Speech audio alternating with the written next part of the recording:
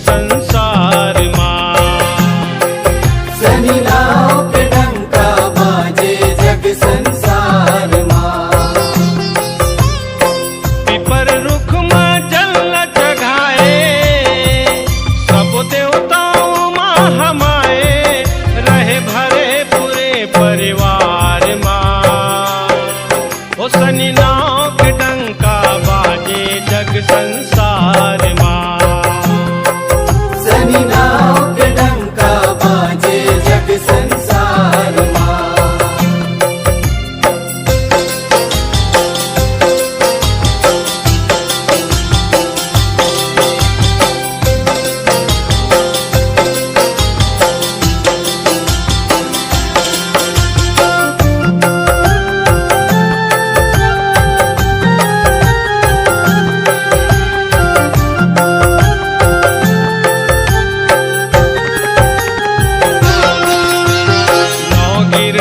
जब झगड़ा मचाए देव इंद्र तिर जाए हो अपने बनौ के वहाँ बनाए में उज्जैन नगरी पठाए हो।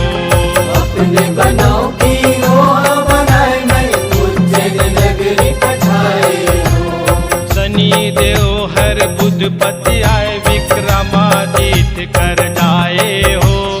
नौ धातु नौ आसन जमाए भाई हो। नौ धातु नौ आसन जमाए जे माँ गिर भाई हो। लोहासन शनि देव पाए कबीरा जल हवे चिताए लहुआए झपाए कपार माँ। ओ शनि नाव के डंका बाजे जग संसार माँ।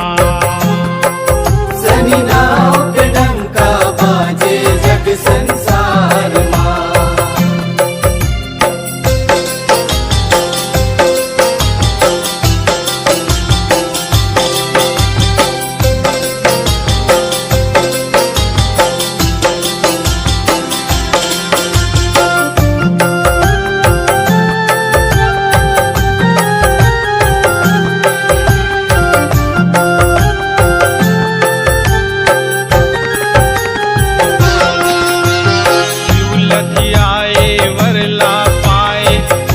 शनि मिछराए हो जुगन जुगन ले जीव सताए करिया काल जनाए हो।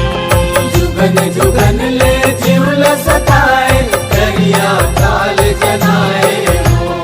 हनुमान गदा में ठठाए अंग अंग पीर समाए हो।